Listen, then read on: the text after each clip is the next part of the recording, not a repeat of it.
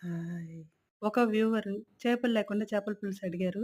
చేపల పులుసు కాదండి. చేపలు ఫ్రై చేసుకుందాము. అరటికాయని పీల్ చేసి పెద్ద పెద్ద ముక్కలుగా కట్ చేసుకోవాలి. మధ్యలో హోల్ పెట్టానండి. చేపల్లాగా ఉండాలి కదా! అందుకని.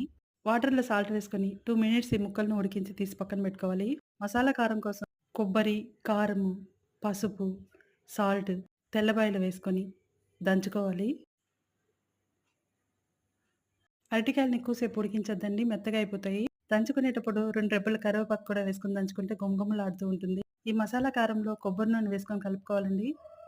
ఉడికించిన అరటికాయ ముక్కల్ని కొద్దిగా చల్లారనివ్వాలి. మసాలా అంతా అరటికాయ ముక్కలకి బాగా అప్లై చేయాలండి. చూసారా? అప్లై చేసేసాము. స్టవ్ పైన కడాయి పెట్టుకొని కొద్దిగా ఆయిల్ వేసుకొని షాలో ఫ్రై చేసుకోవాలి. సిమ్‌లో పెట్టి వేపుకోవాలండి. ఇప్పుడు అరటికాయ పూర్తిగా ఉడికిపోతుంది.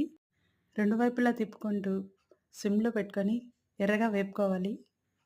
చూసారా? గుమగుమలాడే అరటికాయ ఫ్రై రెడీ అయిపోయిందండి. కాదు కాదు. చేపలు లేకుండా చేపల ఫ్రై. మీరు చేసి ఎలా వచ్చిందో కామెంట్ చేయండి. అడిగిన ఆ వ్యూవర్‌కి థాంక్ యూ అండి. మీకు నా వీడియోలు నచ్చినట్లయితే లైక్ చేయండి, షేర్ చేయండి, సబ్స్క్రైబ్ చేసుకోండి.